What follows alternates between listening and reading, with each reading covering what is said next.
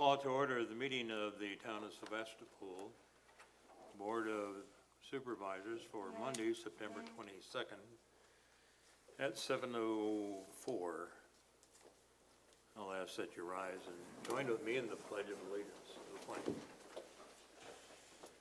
I pledge allegiance to the flag of the United States of America and to the republic for which it stands, one nation, under God, indivisible, with liberty and justice for all. And I thank those of you who joined us. Roll call would be next to establish a quorum. Chairman Zipper. Here. Supervisor Weidman. Here. Supervisor Tice. Here. Supervisor Wolfel. Here. And Supervisor Stavenus. Here. And we do have a quorum, and the next item would be the meet and greet. And we'll start with Linda. Linda Waite, Clerk Treasurer for the Town of Sevastopol. Dick Weidman, Board Supervisor, 4108 South Country View Road. Chuck Tice, Supervisor, Bay Shore Drive. Leo Zipper, the Chairman, Bay Shore Drive. Dan Wolfel, Supervisor. John Stavenus, Supervisor, 3811 Whitefish Road. Okay, the gentleman on the left is Carl Schultz. You want to tell us who you are, Carl? Pardon? Introduce yourself. Oh, Carl Schultz from Sevastopol. Yes. Dean Hoger, President of Clean Water Action Council, representing members from this part of the country here, county I mean, and also here for Victoria Serenich, whose husband had a stroke and can't. Neither of them can be here tonight. Thank you. Don Fricks, property owner, live in Fish Creek, and here on item 10.4, center pivot, and I got an email from Victoria about 10 minutes before I left. She said Peter is doing a little bit better every day, so that's good news. Very good. And behind the camera is the one and only, lonely. Patty Chapman, couldn't drive. Okay, the public participation, both of you gentlemen want to speak when we get to it, or you want to offer something now, or? You'll wait? Okay. I see you guys got budget on the agenda, so All right. we'll get through it. We'll just get it. Carl, did you have any comment now, or you want to hold it for an item, or what? Report. I had a group here in the town a couple of days ago, and I took them to a place of learned endeavors, the Institute Saloon. The Institute, the dictionary definition is a place of learned endeavors, and those people are really impressed. Good. Very good. So, Thank you for your efforts. so when you should happen to be there, and your wife objects, you can say you were on a place of learned endeavors. Always been like. All right, well, thank you for that. Okay, the meeting will go on. The agenda been properly noticed? It has been. And I need a motion then to approve. Move that we approve the agenda, September 22, 2014. Second. Motion by Chuck and seconded by Dan. Questions or comments? Hearing none, all in favor signify by saying aye. Aye. Opposed? As carried. The minutes of the board meeting August 18th would be next. Motion would be in order. I'll make a motion to approve the minutes. Motion I'll by second that. John and a second by Chuck to approve the minutes of August 18, 2014. Another fine job by the clerk, no corrections ever. My goodness sakes. Thank you. Financial reports for August 2014, the account balances, budget versus actual, and the transactions to date. You should have had an opportunity to look them all over. If you have any questions, we'll entertain them now. Without, we'll approve it, place it on file. I don't think we approved the minutes, Yeah, we did. did we? We have a motion, but we need, We have a motion, but not an approval. Okay. We had a motion and a second or not? we have a Motion motion and and second, but no vote.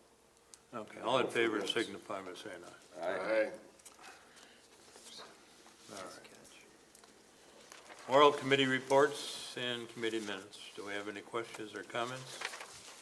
The written copy would be the Plan Commission of August 13th. And the Door County Tourism Zone Executive Committee meeting of July 19th.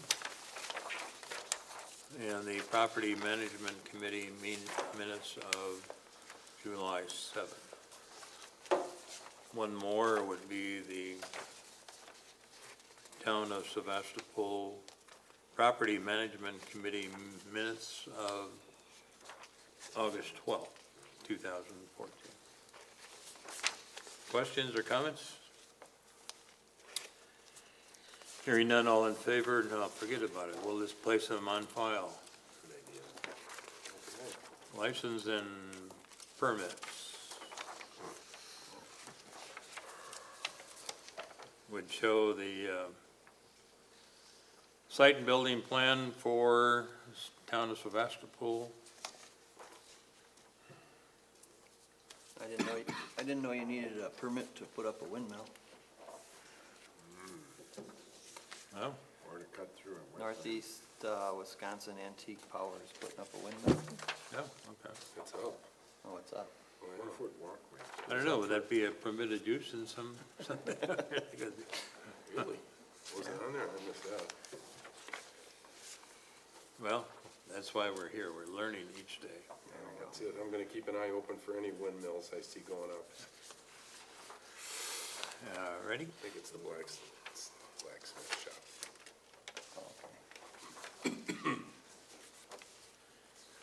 Pending business, the status, well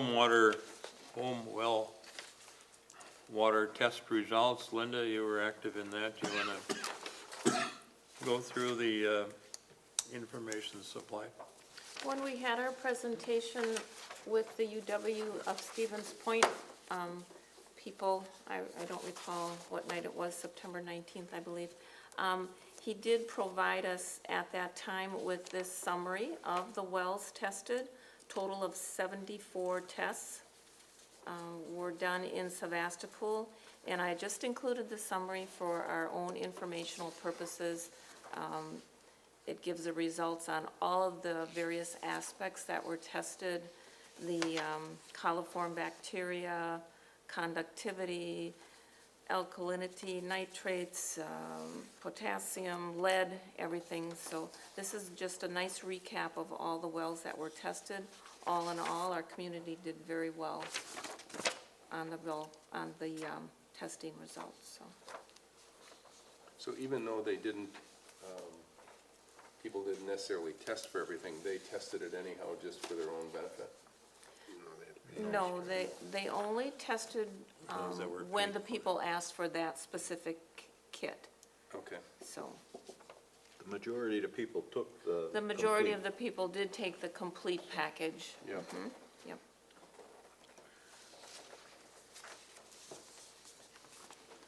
All in all, a very successful program. I think looking at the map that was presented, we had a pretty good coverage of the town too. From the Sturgeon Bay city limits right on up to Jacksonport.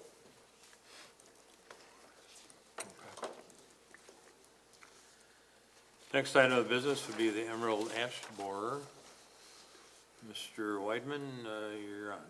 Okay. 12th of September, I applied a drench treatment of the insecticide to treat for emerald ash borer.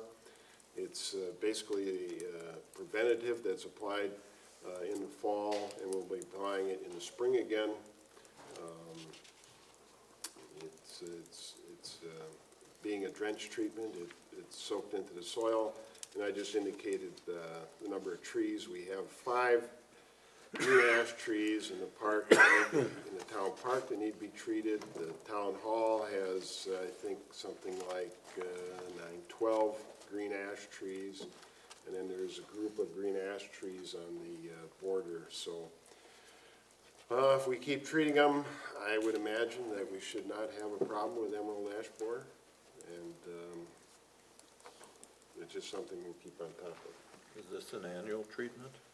It'll be twice a year, spring and fall, to keep enough material in the tree to be effective against any type of borer activity. And what approximately is the annual cost?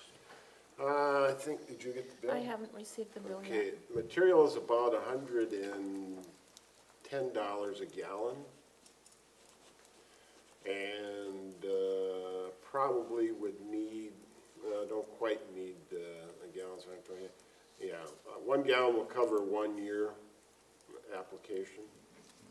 And the applicator hasn't submitted any bills yet for any fees for applications, so.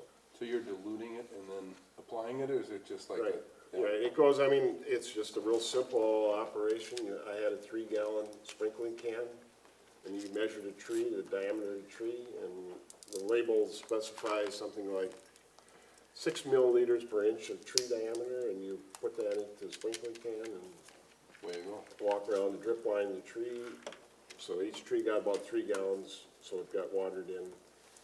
And with all the rain we've had, it's well within the soil. So the application is actually a pour rather than a Yeah, spray? it's just a drench. You could apply more water if you wanted to, but I thought 3 gallons per tree was fine, so. Very good. Is now a good time to do it with the ground being saturated as it is?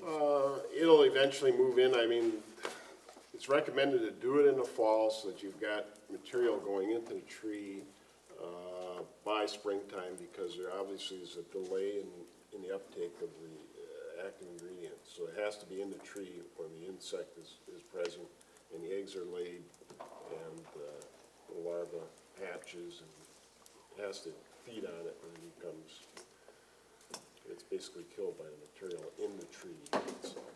So should we just, I mean, that's great that you did it. Should we put together a calendar that just tracks this stuff so we know that we can leave it at the town hall or the park or whatever, and just kind of as a reminder? Yeah, I mean, I will do it. Yeah, I mean, you can put it on the agenda again for April. It's just, we got a fairly good investment in trees, so I want to Yeah, appreciate yeah. you're doing it, and I want to make sure that we don't lose any of those things. Yeah. Sure, we can set up a calendar and a Right. reminder You can system. put it on the agenda, spring and fall. Okay, thanks. Thank you.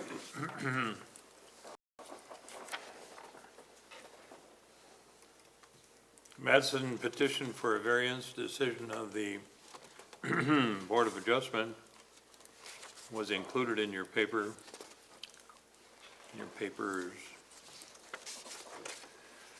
in that it was granted, although we had recommended not to grant.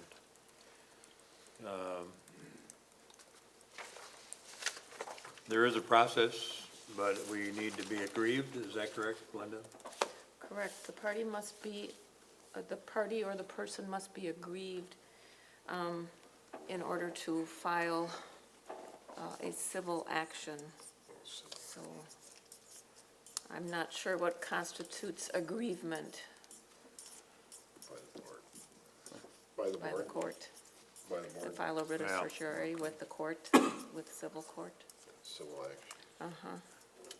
I have a question that I know I raised to a couple people, and maybe John knows the answer, but I was really under the impression that once we did the comprehensive plan, that in the end, we could have final approval or disapproval on some of those things. And is that not, am I just dreaming? I think it's on the zoning, isn't it? Yeah. Was it on zoning only? Zoning change. On a zoning change, okay. Right. All right, well, that's good.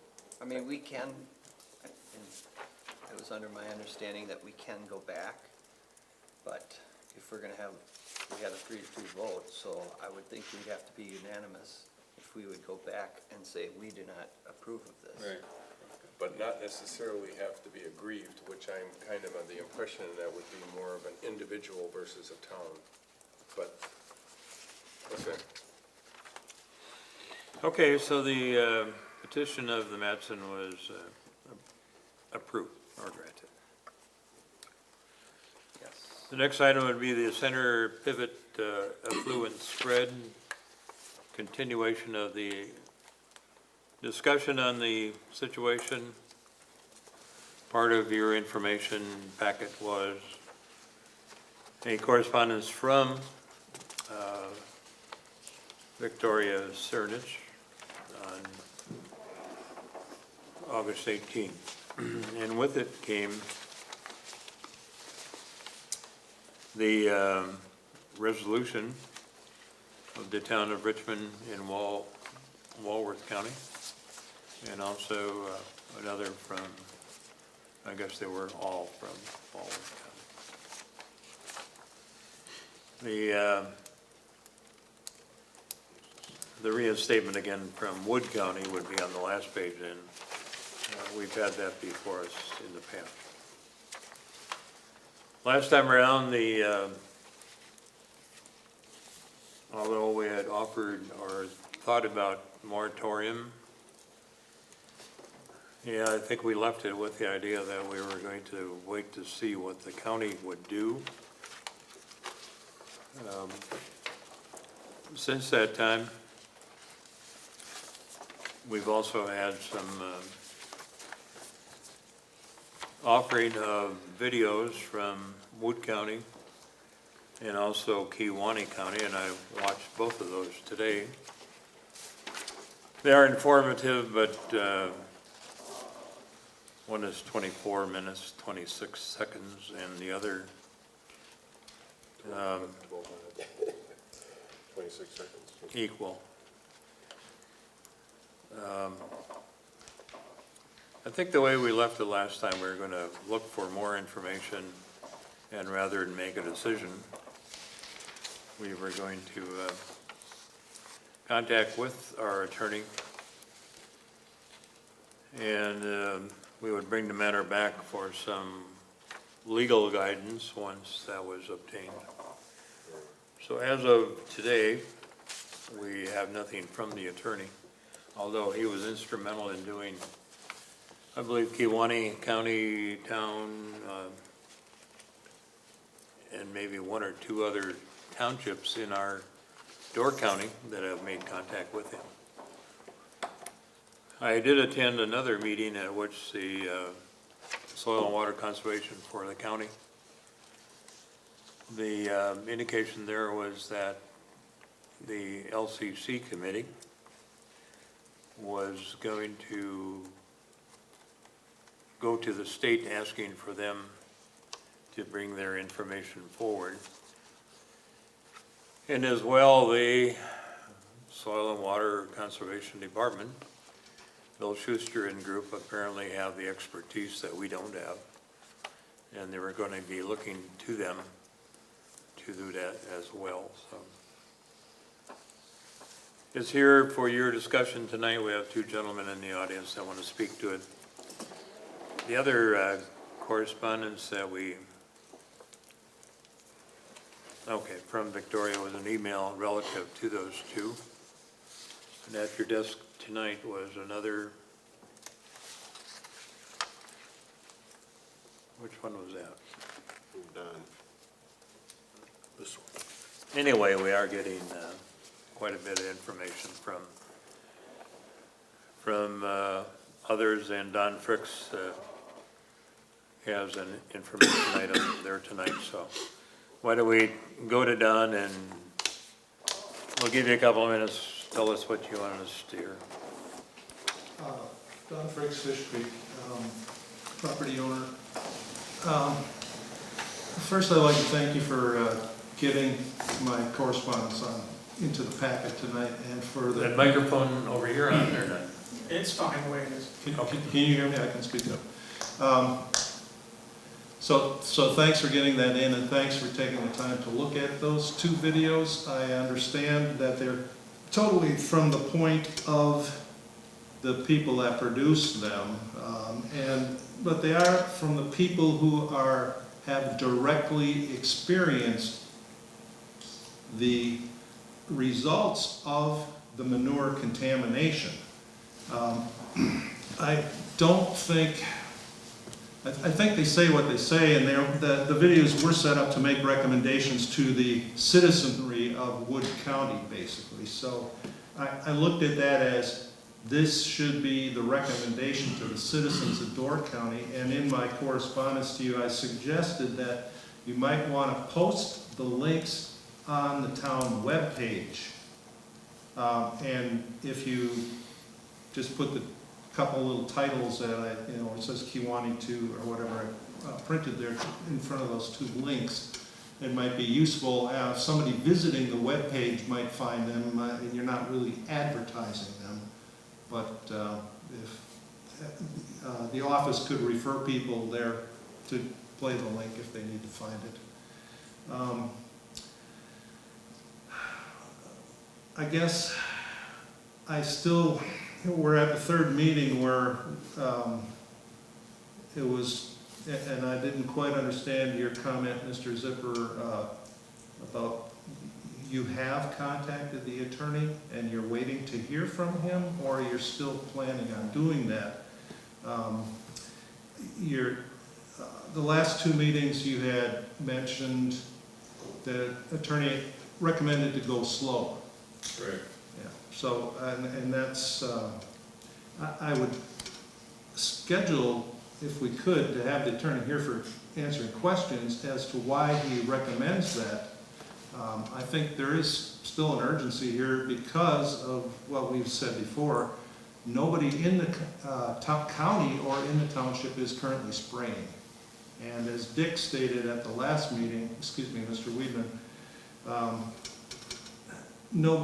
there's other options for spreading manure, as I recall your statement there. So anyway, I think a resolution, and I didn't see what Victoria had recommended. She sent you guys an ordinance or some kind of resolution. So I haven't seen that, but if that's the case, if I heard that correctly earlier, I would consider putting it on the agenda and taking an up or down vote on doing something. And I like Mr. Tice's idea of initiating a moratorium, which until you could, word that any way you want, until the county gets something or the state comes through with something. But as one of the commenters at last month's meeting said, the DNR is not going to do anything. I'm looking at the Adams County or Adams Township. There's 2 articles in the Capital Times about, I'm looking for the name here.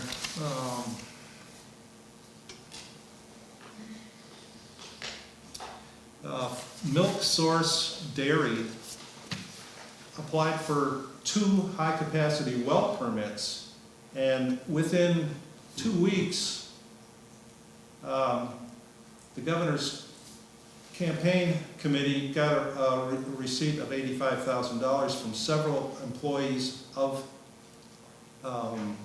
the dairy, Milk Source Dairy. I don't think with the current non-college educated, no science background chairperson of the DNR that anything is going to happen with protecting groundwater or helping to prevent pollution. I'm seeing a wholesale giveaway of the public trust doctrine to protect our waters and to use our waters responsibly. And I think that's in real jeopardy. So I think that makes it more important that the town takes some action, and I understand that the county might be a little more reluctant to do it, and you have already explained the path that they're on. So that's what I have to say now. Thank you. Okay, thanks. I think, and I'm reading from our own minutes, I did extend a thank you for those bringing it to our attention. And the matter will be brought back after some legal guidance is obtained. I did talk to the attorney, but I did not be that specific. In talking about the situation here and at the county level, I think what they're looking for is perhaps a number of the towns to jump on in support by letter form, not necessarily resolution form, but to allow the county to go forward. The county actually have the expertise, the people in soil and water. So why not go that route and let them make their contacts on the state level? That would be my opinion. And we can talk about it here if we like. Is it Dean? Yes. You want to go next? And Certainly. Is that okay? Good morning. Okay. First of all, if I could approach with a couple of items passed out, I don't think Victoria gave you these things. There's been concern, first of all, about septage as being part of the material that would be sprayed. That would be material from septic holding tanks and so forth. And at the Nassau last week, a gentleman, yes, it was last week, contested that, but that's not true. Well, here in the second page of the findings of the Kewaunee County ordinance, it shows, it's on page 2, the flip side, that in fact septage is part of what's going into Kewaunee County holding tanks, manures, we're going to go next site. The second page I'm passing out is from the American Lung Association. And I don't know if Victoria shared that with you. We're concerned about the number of pathogens that would be spread by this, and the American Lung Association indicates that 160 different pathogens could be spread. I too was at the county land conservation meeting, and I actually got a different take than what Chairman Zipper has on it. My take is, and what I heard the county say, is that moving forward with just a ban on spray irrigation was not something they wanted to challenge the state on, and the county has more risk, according to their attorney, in challenging the state than what the towns did. They said if they were going to make an issue of something and they were going to take that to the state, they wanted to do a more comprehensive, all-inclusive plan to protect the groundwater. It would cover all forms of spreading manure, not just spraying. And if they were going to take on that challenge, they didn't want to do it just for that. And that whole process, according to the conservationists, could take over a year to get to that. I want to point out that this is just around the corner. No one's doing it right now in Nassau. At the meeting last week, a farmer talked about his practices and how he's involved with good practices. And he was asked, are you spraying manure currently, or do you plan on doing that? And he said no. He's a Nassau farmer. A farmer from Kewaunee County approached a Nassau resident about 2 weeks ago, and she stated to me that he wanted to spray manure on her land. And she said no. I said, are you sure? He said spray. And that's what she said. So there is some test operations going on in Kewaunee County.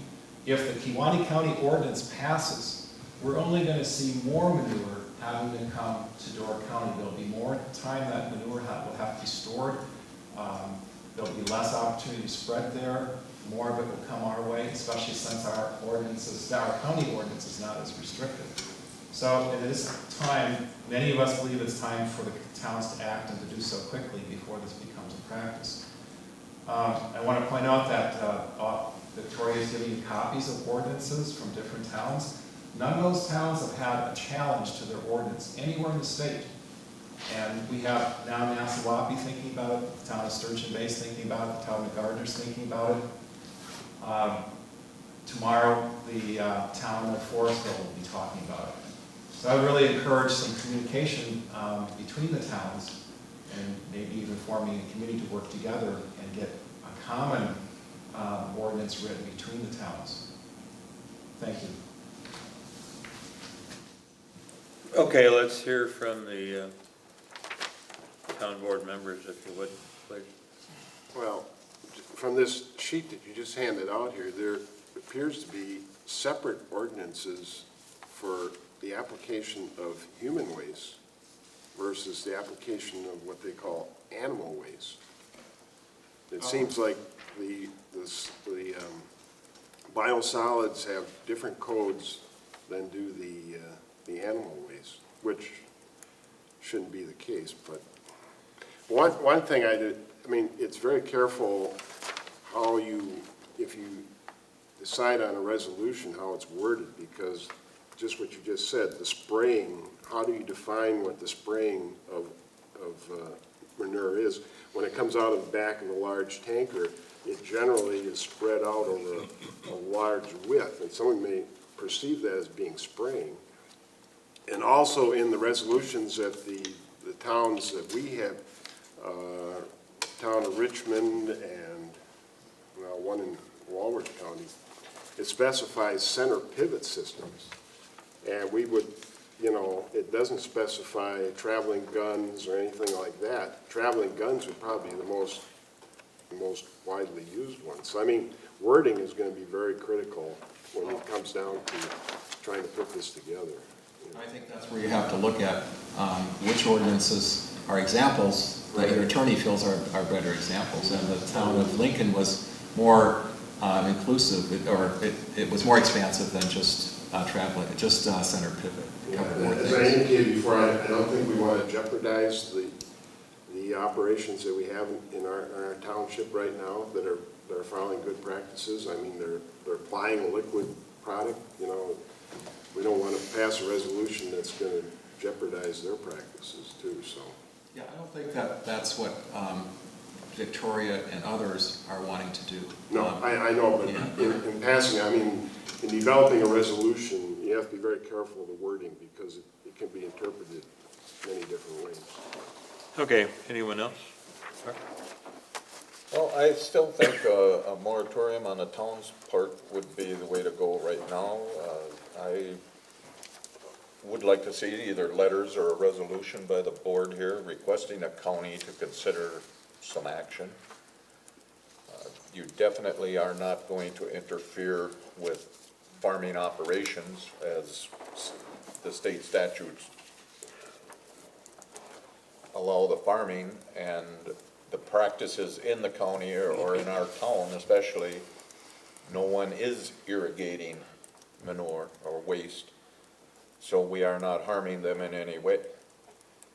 They will still have the ability to spread it by either the solid method spreading or the liquid method where the vehicle of some type with the gun on it that goes out and sprays, I've seen several, or just the drop tubes and run it out on the field. And it's supposed to be tilled in within a reasonable amount of time. So that's the way we're operating today. I see no reason we shouldn't protect our groundwater from and not so much the groundwater even, I think it's the air, the quality of the air and that we're looking at in this situation. And I mean, we have other problems along with this also with the transport of waste coming from other towns and counties, destroying our roads with heavy loads, larger and larger equipment all the time. I mean, these are things that need to be looked at and something needs to be done, and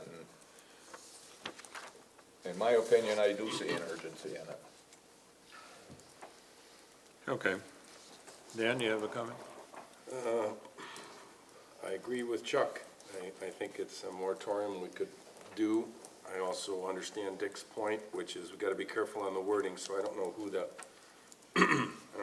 expert is that defines that, but I don't see any risk associated with us putting a moratorium in place until some higher authority takes some action, and yet we don't have to have it open-ended, so it goes on forever.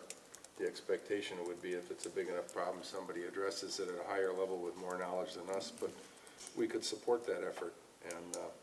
And at the same time, to Chuck's point, we don't impact the current farming practices in our community, which are fine, and so I guess I don't see a risk in trying to at least take some action on it from what I saw it's not something I would care to have in our town anyhow, so.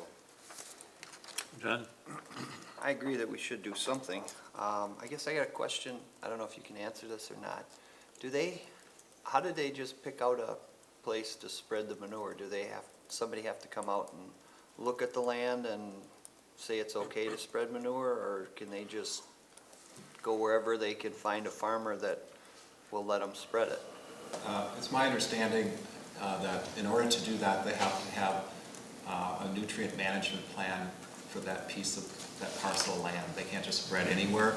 And there was a case recently in Nassawapi where it was spread on the wrong parcel, and the farm was fined because it wasn't for the parcel that they had the nutrient management plan. I have to tell you, though, that the nutrient management plan is not designed to protect the groundwater. It's only designed to allow a farmer to put, and this is coming right from our conservationists at the meeting last week, it's only designed to allow the farmer to put on the maximum amount of manure for a particular crop on a particular parcel. So, and this is a whole other issue that the county wants to look at in terms of how can we protect the groundwater better. So it's beyond spray irrigation. So somebody comes out, looks and see if there's wetlands that it can run off into or anything like that? I think that's pretty much all done within the office. They have all the maps and so forth already. Soils are classified as the ASCII, and have manure applied to them. So all soils are classified. Right. And they would rank them or determine the amount that could be applied based on soil classification. So if you got a farmer with 400 acres and he's already approved, somebody could just come in and say, hey, do you want to put this on? And he could go ahead and do it? If there's a nutrient management plan, then that amount of manure that the management plan allows can be put on that land. Wow. Nutrient management plan, you have to decide what you want to plant on that field, and then you have to decide what nutrients that plant needs to grow. Then you test the soils, see what's available and what needs to be added. It's not necessarily just manure, it's any type of fertilizers or plant foods that need to go out there to grow this particular crop to its best ability without over-fertilizing it. As far as runoff and that has nothing to do with the nutrient management plan. That's all part of the soil and water's non-point source or source point contamination of groundwater and open water.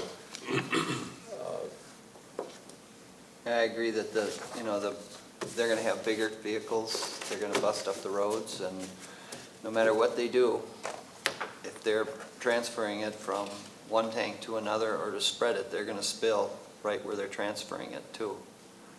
So, and then you got to worry about spills and everything, so. Carl wanted to share some information. Yes. There have been recent articles and meetings in regard to the dead area in Green Bay. 1/3 of it is dead, and it's related to this. I'm representing the Clean Water Action Council. That's the organization isn't just a bypassing organization. It was the organization that brought the suit against the paper mills, and if it hadn't been for the Clear Water Action Council, they wouldn't be removing the sludge and the PCBs from the Fox River today. But I'm representing myself too. Someone knew that I was in the Sonoma Valley some years ago, and they had a center point spray operation right near that ranch, and it was bad news. The worst news is that was fairly close to Luther Burbank's farm. Just so it was double trouble, but it couldn't have been worse for that ranch because of the odor, and of course the people of the state are concerned about the air quality. All right, am I reading, quick read on the Kewaunee County Public? So, and I don't wanna tell you what to do, But it sounds like you are. Okay, we appreciate your input. The situation is here that the ordinance that Dean passed out tonight is their effort to come up with a public health and groundwater protection ordinance.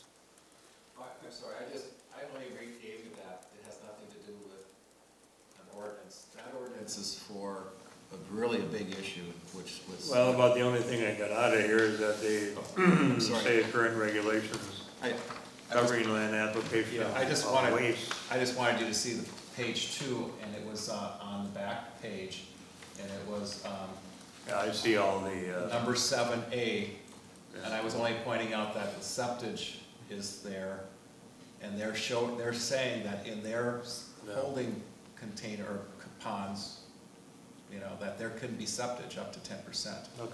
So that's the only reason I gave you All right, this very ordinance. good. Thank you. It all pertains to the protection of public health and the groundwater protection ordinance, but it doesn't say anything about not allowing the other stuff to be. Okay, we'll give you a couple of minutes, go right ahead. I'll keep it quick. So what I'm unclear about is enforcement if people start hauling up bigger containers. What I recall from the conversations that it's self-reporting of dumping amounts. And is our soil and water conservation group equipped for enforcement? And maybe that's another issue that we need to look at in regard to all this, as far as how we might run an ordinance or a moratorium. So I'm unclear of the process for enforcement, other than I understand it's self-reporting from the people. Well, I think that's the difference that, that we would face. Yeah. You know, we don't have the staff to follow any of this, and we do rely on the county to provide a lot of the service that we're looking for. Thank you. All right, any other comment here? What's your pleasure? It's here for discussion, and we have not prepared a resolution.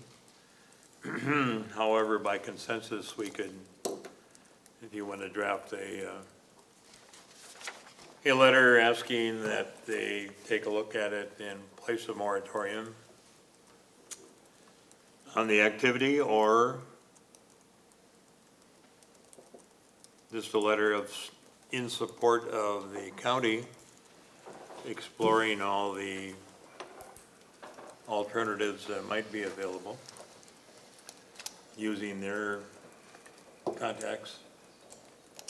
I certainly would agree with developing a moratorium. Again, the wording has to be very specific, so it doesn't, well, I indicated previously, that it doesn't jeopardize our present operations. So by our next meeting, possibly, we could have a wording of the moratorium developed with our legal counsel. I'd like to see the board here have a letter drafted and sent to the county requesting that they set up a moratorium and gather more information and come up with a final ordinance regulating the process. Does the county have legal jurisdiction over this, or is it a town-by-town? That I haven't any idea. I'd be The guessing. county through zoning could regulate it. County's got plenty of power. They, as long as they have the zoning regulation over the town, they could incorporate it in the zoning. I would support a letter in, if we were to ask the county, or a letter of support to the county to review this and establish a moratorium, if that were the way to go. I guess we'll have to check out the legal. Well, they've got the legal beagle there, let Yeah, them. I mean, you know, does the town have the ability to limited, or does the county have the ability, or, Yeah. you know? It's definitely put on our next agenda. Is there a vehicle we could share that letter with the other townships, towns, villages? I've been in contact with quite a few of the other towns, and we're all kind of in a quandary as far as what we can and cannot do and how far we should go. And the caution here is that we don't want to, as Dick has been talking about, we don't want to step on the farmer's right to farm. Right. And they have just as much responsibility, or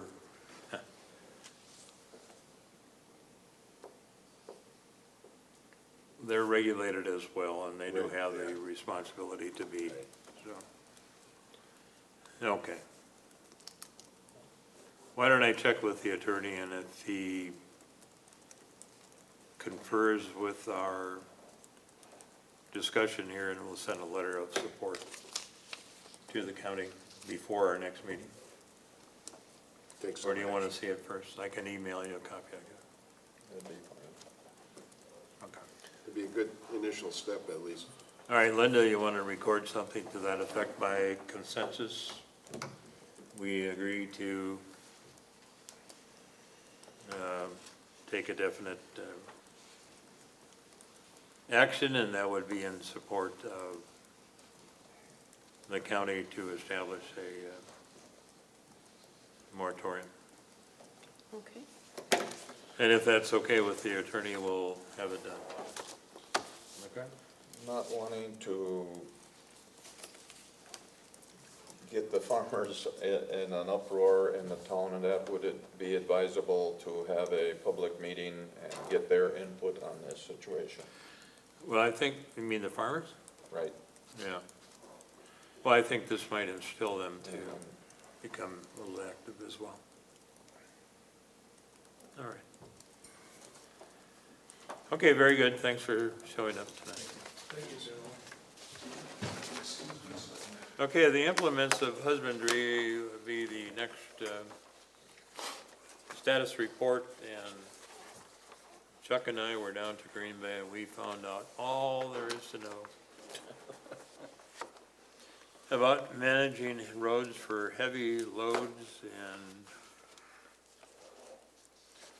the implements of husbandry by definition and the various options that we can come up with. And we walked away from there just perhaps as puzzled as when we first went down. I know for one thing, there's no way we are going to put down a 12-inch base and 6-inch layer of concrete to protect the road from the heavy weight, Yeah, yeah, which they are doing in Minnesota. yeah. Plus We do enforcement. have, I'm sorry, Enforcement, being Yeah. able to actually weigh loads. There's going to be something there that, starting now, all new farm equipment has to have the weight posted on it, Right. right on the tag. Any of the older machinery is going to have to be weighed.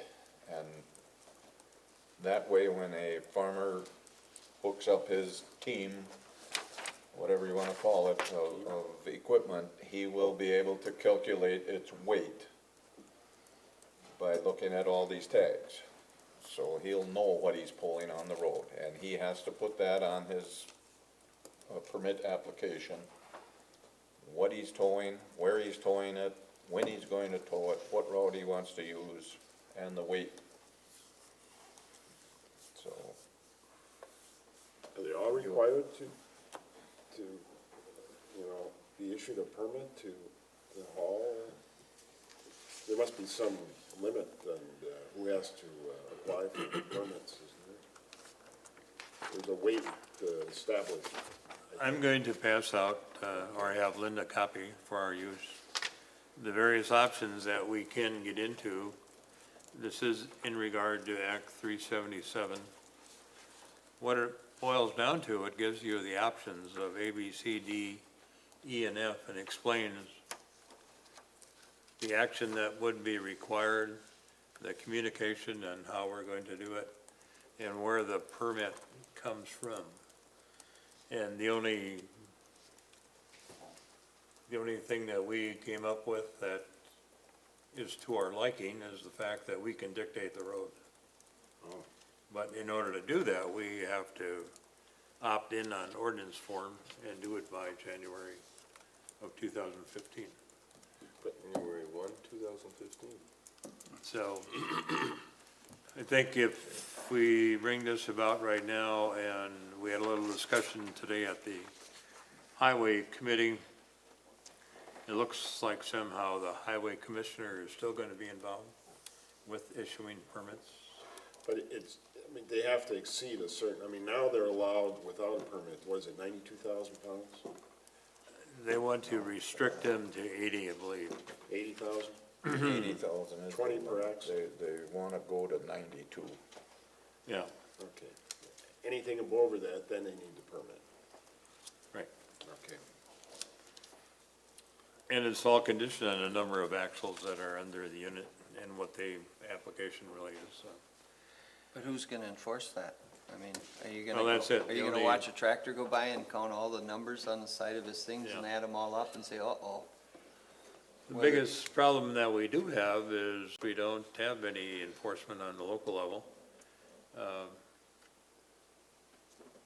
It's the, I mean, they put weight limits on semis all the time, and that's why they have Yeah. scales, so they check them. And some We of don't them own a get, scale. and some of them get hauled to Town, the back. town doesn't own a scale that we can Well- pull onto. Yeah. You can request the state patrol to come up with their portable equipment and weigh a machine, if that's what you want. Run them down to the quarry, have them weighed down If there, you suspect something is wrong. northeast asphalt. Oh, well, at one time, they stirred the Bay sand and gravel, and it still is an option to use their scale. And then you had stirred the Bay iron and metal as we'd well. have to physically take that And equipment. no, Peterson was never certified. But, yeah, outside of that, we're rather limited in where we can weigh anything. But if we have a problem and we want to call in the state, they have their portable scales with them, and these are the inspector people that do the enforcement. So, Do we have anybody that we currently have that's really stressing it? Maybe Gilbert's, maybe not even sure if they would be. I don't think they have anything that big, do they? They got some pretty big They- sprayers. They got some big tank sprayers, but I don't know if they're that. Their big manure tankers Triax. would most likely fit into the category, Whatever. but manure tankers are not considered implements of husbandry according to these laws. So it doesn't They're apply. on their own.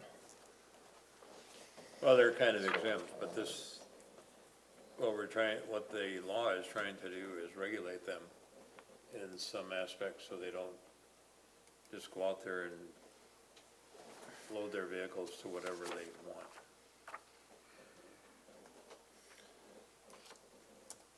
They're, Who's I gonna mean, look they're- in, who's gonna look in the tank?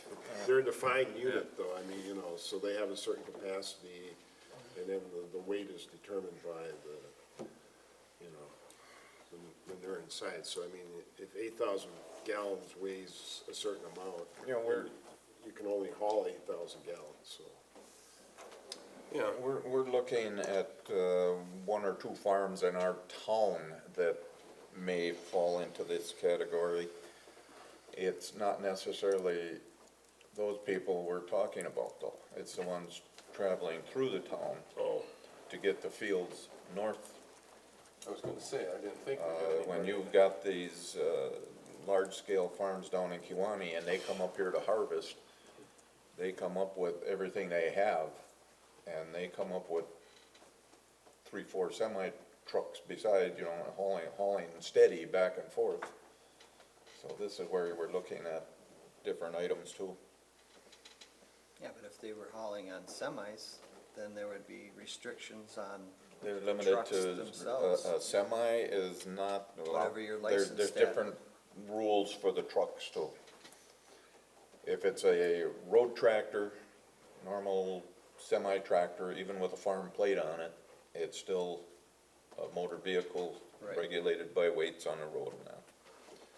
If it's been substantially modified to be a field truck, then it's a different story. So it's got different regulations. So you see some of the farms now Glass have packs. taken these big trucks and mounted We have, tanks on them, and we have some in our town, but also immediately north there, they have a truck in which they have the tank.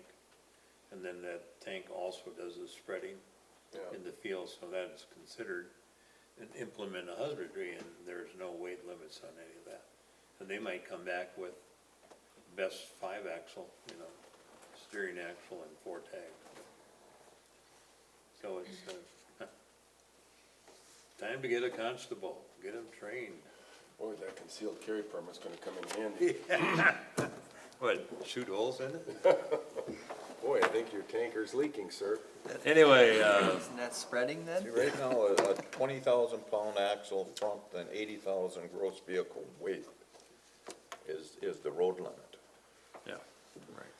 You wanna And, increase- And that's a and with single this axle. program, you wanna bump that up to 92,000-pound gross with a 23,000-pound axle. I really can't handle So- 92,000. So you've got, what, in an 8,000 gallon tanker, you got about 65,000 pounds of liquid, huh? Plus the vehicle. Yeah, it depends on, 8,000 gallon tanker. That 8 Eight pounds times a eight. gallon. Yeah, it's probably about 8.5, and manure is, liquid manure is a little heavier, so it'd be 9.5. 9 or 9.5, 10. So, and they can't get 8,000 gallons on there, right? Right. But that's real close to the 80,000 pounds limit, and you're not accounting for the weight of the truck or everything else. My limited knowledge on enforcement. Thank you. Brush up on that. What we're gonna do is, do you have a clean copy of this one? Yeah. Or do you write on yours too? This salmon color, John? I didn't write on, just a page number. All right, I think what we'll do is have Linda send that out to you, and then you can take a look at it, and if you want more information, I think we have one, this one, 70 pages long. There's also another video that's going to be Another 90 available pages. through UW Extension. You can watch it online. This needs to be taken care of before January 15th of 15, and it has to be turned into the DOT. It says post and advertise. So the question is, do we post the road? And do we publish, it says, right? Post and publish. So does that mean we put it in the Advocate? The, Post and publish? yeah. Then we So must post and publish. All they said, when But we you asked don't the need- question, it said the mere fact that we post that, we can put it on the DOT web and meet that requirement, and the publication would be anything that we do here. Is this an ordinance? It would Is be an boi- ordinance. It Ordinance, boils yeah. down to an ordinance. If it's Right. an ordinance and it has penalties or forfeitures involved, you must post and publish. Yeah. But he did say a summary publication would be Yes, you acceptable can with redact it information or as to whatever. where the entire ordinance could be. Right. So are we, just for conversation's sake, since we have 4257 running through our town, we would have control over that segment of the highway in our town if it was applicable? Or are we limited to state roads they take care of and we? State No, they're- roads are, They're more interested in our town roads. Okay, And so are we.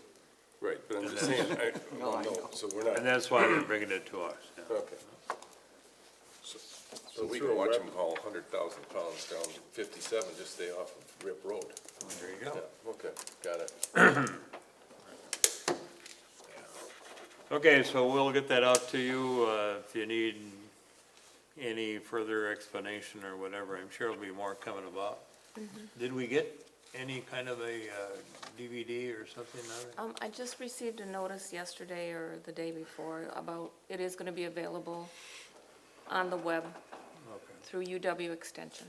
There, I will include that with the memos that we send out, And popcorn. popcorn, and popcorn. midnight reading, there you go. All the information is available on the DOT's website, Yeah.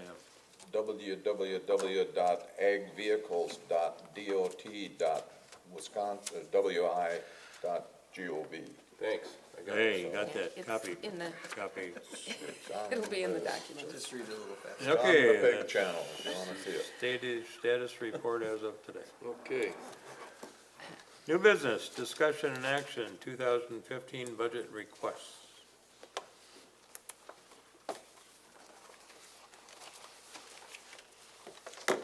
The request of the clerk was to have a trial run using the capital projects request form for our committees. Our work session is October 14, and it's not that far away. And she was to have you send out a form to each of the chair, or? I have, I sent it to all of the board members and to each of our Okay. committee and other board chairpersons. I know that the Park and Recreation Board is meeting tomorrow evening, so if they have any capital requests, they can talk about it at that time.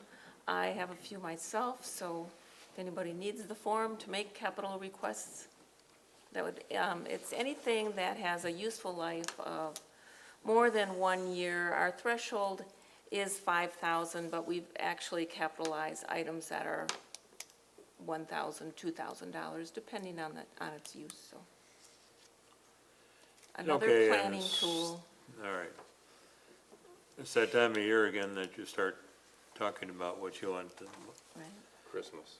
yeah, and then what kind of roads you want to repair this time around as well. Right, I'm also in the process of looking from the Whistler rating. I will include a sheet with, okay, we'll start out with number threes, fours, those that are on the edge of needing work done. So I'll have a little spreadsheet on that. Property Management Committee is going to ask for a line item for funds available for the enforcement of the nuisance ordinances. Haven't put a dollar number on it yet, but we'll be working on that. Okay, just so that you know, if you do have any requests, you need to go on the form. I have a question on the dock down by Whitefish Bay now. Since the water's up, how high does the water have to get before we do something down there? I've been down there, there's way too much sand, yeah. We would need the water to come up another 20 inches, 10 to 20 inches to have enough to, Yeah, we could dig it out again now. it would fill in a heartbeat.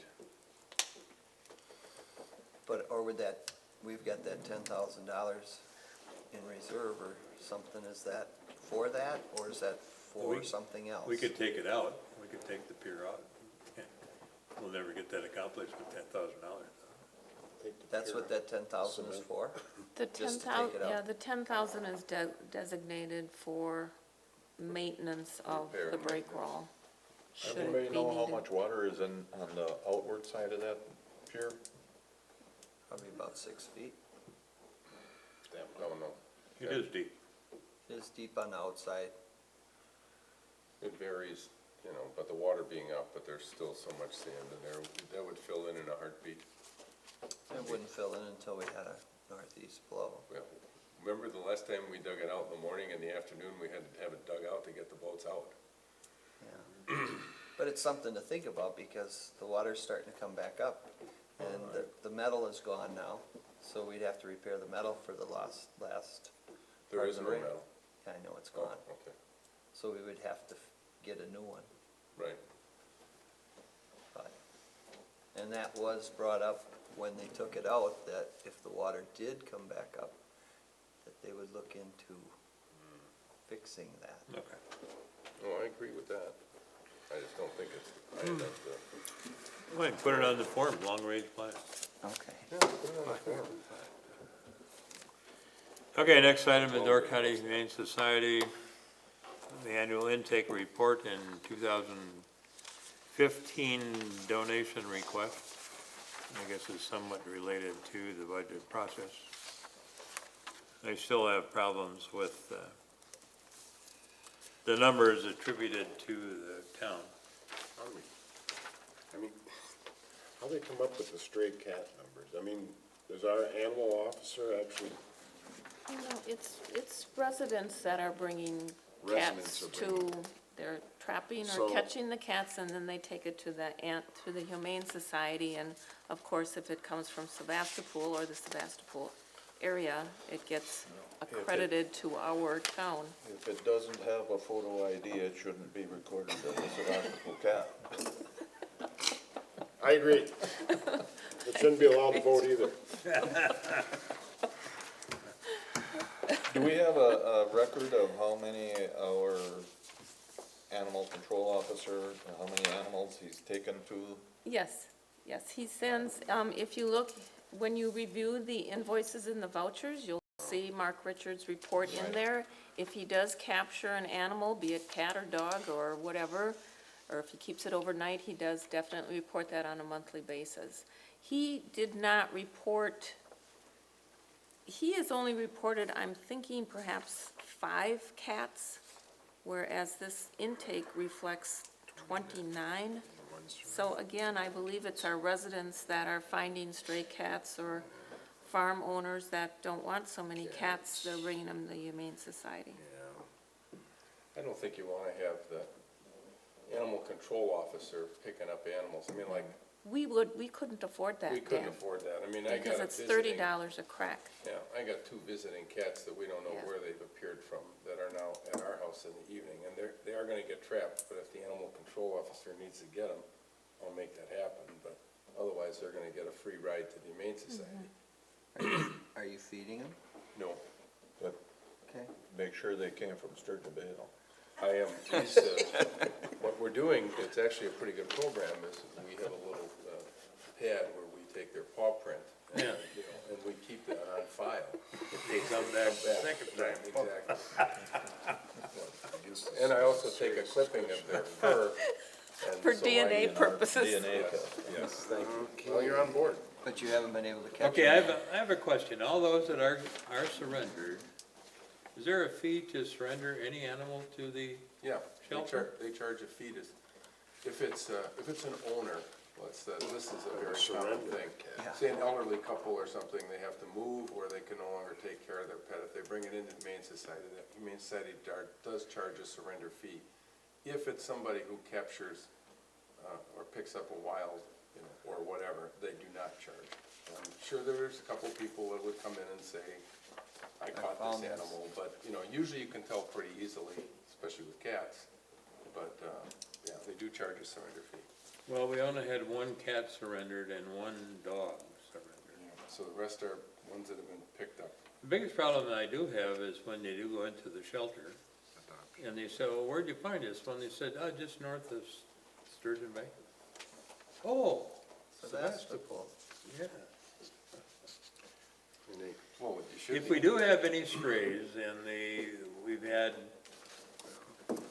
Linda, did we have Mark involved in two situations where we had Right, feral cats? where we had multiple feral cats, and we did turn around and we were able to locate one person. We did bill that person. They did pay, and I just got a call last Thursday and Friday that the situation has returned to this exact same location. So that's on my list of things to do, is to send her letters saying, okay, it's been Well, brought the to our very first attention. time we picked up the strays, the town paid for We the- paid for them, right, and $30 I per told them at cat. that time that if we come back again, they would pick up the tab, which they did. Mm-hmm. So I go past there every once in a while. I could, Well, I guess the situation is back. That's what I was told on Yeah. Thursday or Friday, so we'll see. But the issue here is they're asking for a donation. Yeah, To get back to the main issue at hand. there you go, Dick, you Which can, comes up on October 14th. there you go. Every- Okay, it's a report and a request, so have at it. Burning permits discussion. My latest conversation with the fire chiefs, as in plural, indicate that our town does an excellent job with them, whoever hands them out. Linda in particular was given an atta-girl for doing a commendable job. And they have no problem with the manner in which she does it. We do have a couple of large burns that we require an inspection by them, and they're happy to do that. When I ran this past Tim Herlax today, he thought perhaps we should do the burning permit as it is currently, but avoid the first line where it talks about a burn barrel with the expiration January 30. He said those that do want the burn barrel, you can give them that permit, but really it's the regulation of the county more so than the town and the state, and if it gets out of hand, it would be that ordinance or statute that gets enforced. So in this regard, I think if you need any space or anything else, Linda, if you just remove that portion of it, he's happy with it. He's not had a problem with any burn barrel situations, but he doesn't want to encourage any more to get permits either, so. So when someone asks me for just a burn barrel permit, what You- do I say? You can do it, and if they ask me, I'll tell them to go and see you, Okay. okay? Should very well take care of burn barrel permits. Should we put a little picture of Tim in the corner? Sure. You know, I think what you could do, Linda, is down there, bullet point 2, where the permit restrictions. You could just write burn barrel in there. All burning must be done within the barrel. Sure, we can do that. Well, if it's a county ordinance, why are we even writing a permit for burning barrels? Well, they like to know who has a permit and who doesn't. Is it a burn barrel or a I always recreation? forget. When they come to write your one fire, out. John, and it's I burning forget up. to write one out for myself. Okay. Problem with the burn permit is, or the burning barrel permit is people burning things that they shouldn't, or businesses which are not allowed to have them, and we have one in all of our businesses. Every Yeah. business has one, yes. How convenient. That's what he was trying to avoid, so. Okay. If the person lives there, they can have, we can issue it to the person, You bet. but I I'll don't send have any them. control over what they put in I'll it. send them your way. Do we need to So order I some will, books then? so I can go ahead and order. As you can see, I go through quite a few books, Okay, good. so okay to order them? Yeah. If you need one, I've got an extra one right now, Okay. so I can bring it out to you. Okay, the next item is the Wisconsin 4257 improvements in the roundabouts. The status and the meetings that have been held, apparently the grand total of participants, one meeting was less than 10 and the other was approximately 40. We went to a roundabout session, we being Linda and Dick, Chuck and I went to the city of Sturgeon Bay to hear the latest and greatest. A lot of the concerns have been addressed, new ones have surfaced. Most recently, this morning, we had them at the Highway Committee. And it said possible roundabouts, and before we left, they were very probable. So I don't think we're gonna have any kind of a say as far as not having them. But we did bring up areas that we felt they needed to address, as in I call it the Culver's Corner. Gordon Road, Double V. And they did say their study only went as far as Egg Harbor Road. But in the long-range plan, the 2025 plan that we've had before, that corner is scheduled for a roundabout as well, as is the mill. Well, could do an overpass too. Flyover. Or a Flyover. walkway. Did they give you a construction timeline from when they would start and close off the? I didn't see that in here, maybe I missed it.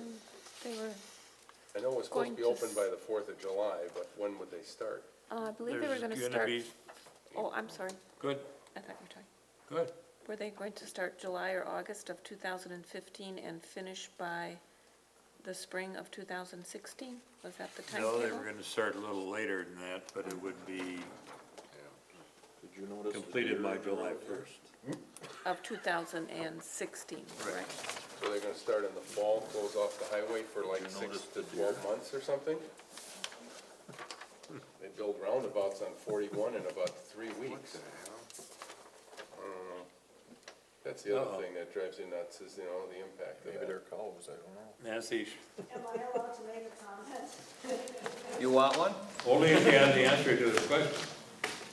Well, I'm not sure I have the answer to the question, but I can tell you that letters were sent out back in April regarding an upcoming meeting on the roundabouts. And it was stated that public meetings would be held in July or August. And I had emailed Mr. Ashour probably 4 or 5 times and called as well. I had gotten one email early stating that they hadn't decided when it was going to be yet. And I received a 6 or 7 day notice of the public meeting that was to be held regarding the roundabouts. And the same for all of the public. You know, it was either 6 or 7 day notice that there would be a public meeting for comment. And they had stated several times that it was not a done deal. They were going to take everything into account.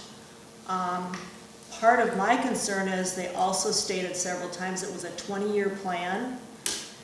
And with having a roundabout at Michigan and at Egg Harbor Road, the plan shows going from 1 lane each way to 2 lanes right before the roundabout and in the roundabout, then back to 1 lane each way, then going to 2 lanes in the second roundabout, then back to 1 lane.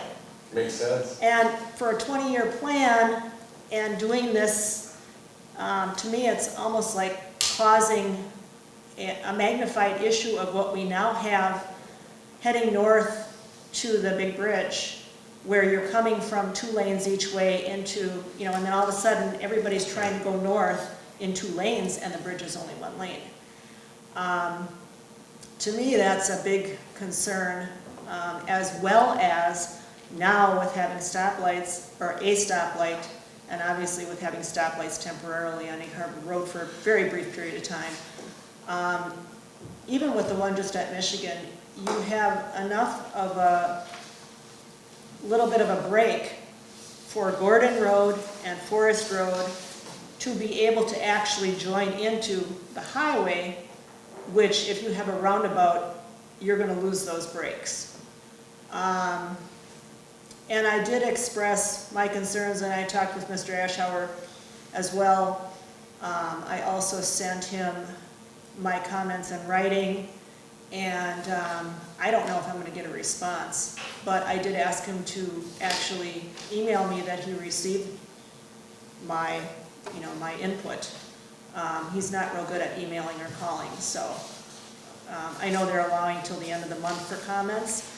My concern is, I'm not sure what the legality is of it to give public notice. I really don't think they care about what people think, even though they say it's not a done deal. But, yeah, they had a very poor turnout because it was in the newspaper like a week before they actually had the meeting, and not everybody actually looks up a newspaper or, gets notice if, you know, if it's only a week, people don't know, and it was supposed to be during the summer, now it's in the fall. I just think there's a lot of concerns, and I think that they, you know, even with looking at the maps, there's some errors in there, and, you know, they advertised it as a Alabama Street construction. They had never said anything about Highway T, which is the other half of the construction of that intersection. I think it's probably a smart thing to do that on that intersection because of the, you know, the way the traffic flow is. But I think it's gonna cause a nightmare for north of there. In my opinion, I really think the stoplights are a better way to go, at least while you have a two-lane road. I mean, it's crazy to have two lanes going into, you know, one lane going into two lanes and then going back to one lane twice, you know, within a very brief period of time when you have all that traffic there. I just think if it is a 20-year plan, then they should build 4-lane road right away, you know, if they're gonna do 4-lane roundabouts. It just seems like I said, you know, for something that was planned out to have meetings in July and August, that all of a sudden happened really quickly in September, and I had asked for maps, and they didn't even have maps to send me. So, you know, it just seemed to be pretty rushed. I think there's, you know, more than meets the eye there. We're gonna end up with a problem there. And I know also the roundabout maintenance is gonna be the local cost. So, you know, if plantings or anything, it's gonna be a local thing. You know, what you're stating is nothing new, and what we also threw in the delivery system to the Mesa Building Company coming in, and all you need are 2 tractor-trailer units waiting to make the left turn onto Gordon Road, and you'll botch up traffic forever. So a lot of what you said came up at the meetings as well, our meeting this morning. And I just found a map here on the 6-year highway improvement program. The project for the Michigan Street Egg Harbor roundabouts is a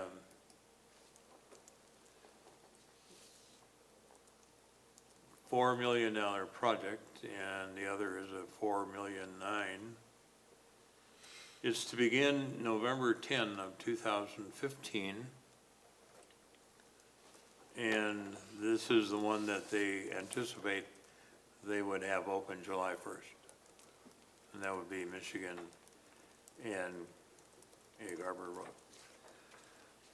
They are going to route the traffic through the city, and apparently all the city business people are really all enamored about that. And they have taken into concern the last issue by the Alderman Schlick about who's going to pay for all the damage to the roads, and also who's going to do the traffic direction. And they have that all into their program already. So it does look like the late issue about don't do the harm and who's going to pay for has already been addressed. So. They said they're going to run the traffic down through the city, across the 2 downtown bridges. Where is it gonna come back out if Old Highway is torn up? Or Egg Harbor Road intersection is torn up, it's going to have to go down Old Highway, or is it gonna go down Bay Shore and come out on Double B? No, that'll go through Jefferson downtown. But how are you gonna get off at Egg Harbor? There'll be an access there, southbound. Anyway, it's gonna be one of those temporary set-asides that you can go on either side. When you know, they did address the issue about, because you got the ambulance coming out there too. They said people would have to just move over or move out to the outside. But if you're opening it up to 2 lanes, everybody's gonna be in those 2 lanes, you're gonna be packed tight, and then you got an ambulance coming. They ain't gonna be able to just to get over, because the guy on their outside is not gonna have any room to get over. His comment there was they're going to have to go around the roundabout and pull off on the side street.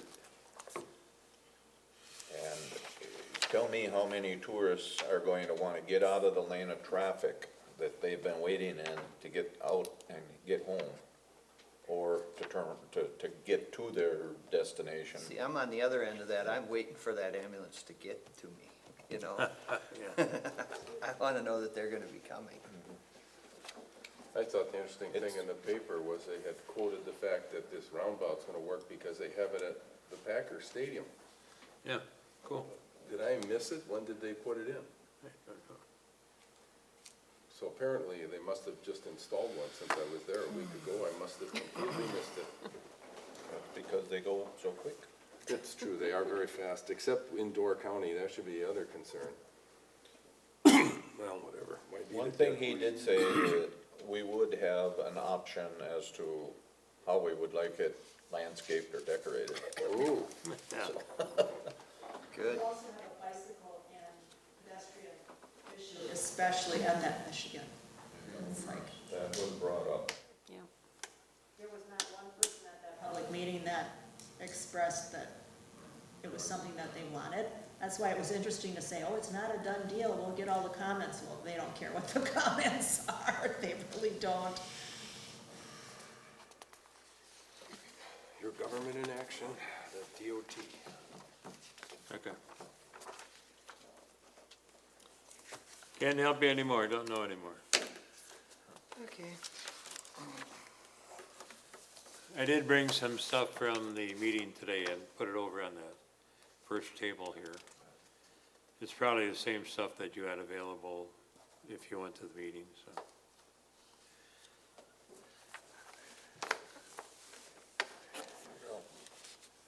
It's not a done deal, but you're not gonna change their mind. There you go. Another quick comment, I also had mentioned to the speakers that, there were two versions of the maps, one with the stoplights, one with the roundabouts. They claimed it was gonna cost more for the stoplights, which, you know, I mean, I don't know if they're figuring more road construction somewhere where you're adding on to lanes, but, the driveway to our property disappears for the roundabouts. It's just totally gone. So I don't get that part at all either. Do you need a driveway? I mean, can't you just fly in like? If they provide the plane.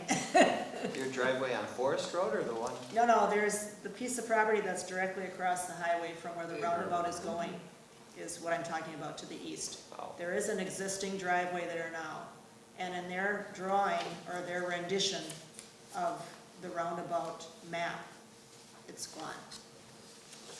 That actually should have been like a fourth leg or something, it's gone. On the Michigan Street one, or no? No, on the Egg Harbor Road. Go straight through the intersection. Yeah. And I requested that the speaker stop by there and look on his way back to Green Bay, because, you know, it is existing. I mean, it does exist. Oh, the field And please driveway. look at it. Yeah, You're talking about the field driveway right there, huh? Yes. Okay. It's a driveway right coming from the highway, and that's the access for that. perhaps you should pave it so they notice it. We Put some paved, curb and gutter and sidewalk in. There you go. sounds like we paved some of it and they're gonna tear it up by the roundabout. Okay, getting back to the agenda. Approval of the vouchers, bills, and claims would be next. I make a motion to approve the vouchers, bills, vouchers, and claims for August 19th, 2014 through September 22nd, 2014. Motion by John, seconded by Chuck to approve. All in favor signify by saying aye. All right. Opposed? Correspondence should have shown that the application has been made for the November 1st, 2014 turkey trot with the State of WN valuation. We are. Yep. Liberty Grove is first and Gibraltar, and then we're only, what, about 25, no, about $1 million behind. Also, the listing of the tax incentive program known as the managed forest law and who their participants are. Broadband expansion grants that are available. And the final one is the charter franchise fee that is due to the town for the period April 1 through June 30 in the neighborhood of $7,300. I have no other correspondence. Pardon me, I do have one other. John, did you get notice of Door County Comprehensive and Farmland Preservation Plan? Yes. 2035 will be at a hearing October 16th in the first floor of the Government Center. Yes, I did. Okay. Linda, did you? Yes, I gave a copy to John, No. so. All right, I just, Thank you. it arrived in my mail yesterday, so.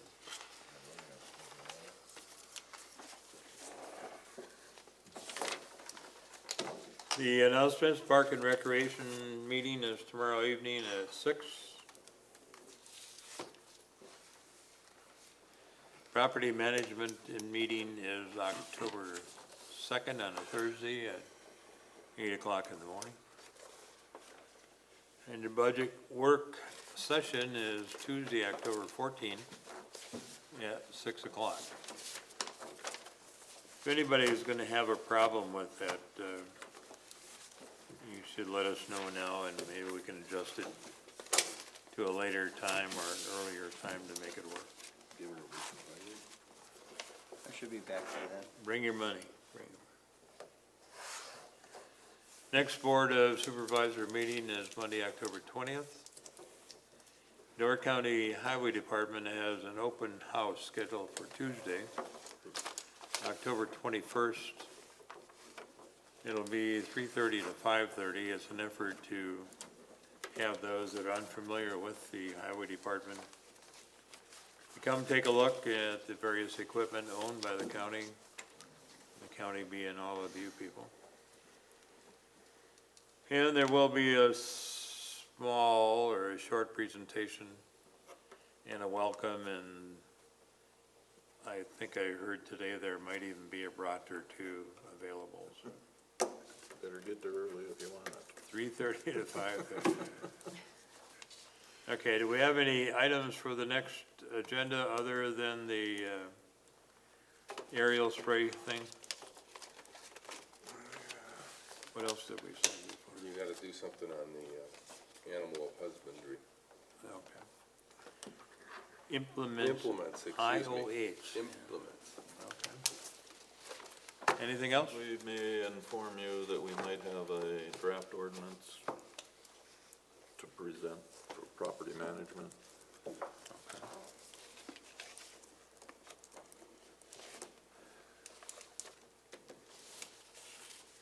Anything else? No other items, the motion would be in order to adjourn. So move. Second. Motion made and second, all in favor, say aye. Aye. Opposed? And it's carried.